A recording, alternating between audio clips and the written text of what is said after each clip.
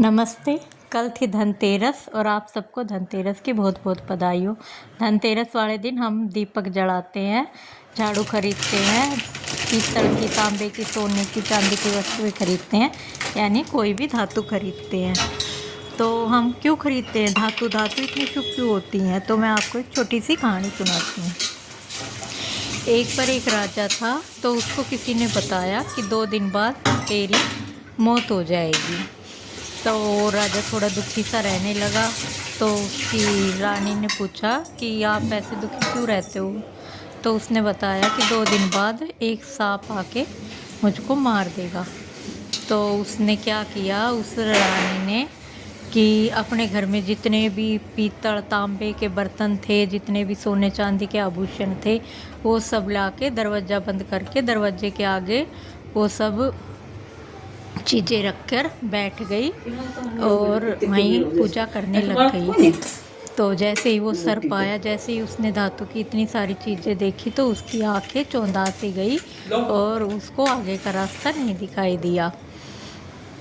तो वो वहाँ ही बैठ के पूजा कर रही थी, उसने यम देवता की पूजा की।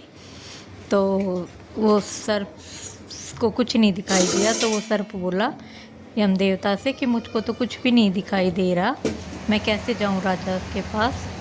तो यम देवता ने कहा कि तुम रहने दो, इसने मेरी पूजा की है और मैं इसकी पूजा से प्रसन्न हूँ, अब मैं इसके पति के प्राण नहीं लूँगा। तो वो सर्प वापस आ गया। पर जो उसने तांबे की वस्तुएं रखी, इतनी सारी थाली, लोटे, जो भी उसके पास बर्तन थे, तांबे के, पीतल के, चांदी के गहने थे, सोने के, वो सारे रखे। तो उसने पूजा की, तब तक उस सर्प को थोड़ा टाइम मिल गया। उसकी आंखें चौंध गई, उसको आगे कुछ रोशनी नहीं दिखाई दी जाने की। नहीं तो अगर वो चीज़ें नहीं रखती तो वो सांप चला जाता और उसके पति को डस लेता।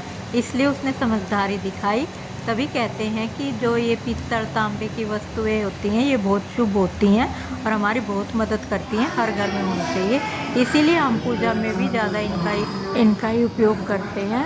और वैसे कहते हैं कि जब समुद्र मंथन कर रहे थे तो उसमें से धन्वंतरी देव निकले थे, जो आयुर्वेद के देवता थे। पहले डॉक्टर की जगह वो ही होते थे। तो वो कार्तिक मास की 13 को निकले थे, इसलिए भी इसका नाम धनतेरस पड़ा। लक्ष्मी जी के साथ इस दिन भगवान रोग के देवता धन्वंतरी जी की भी पूजा होती है।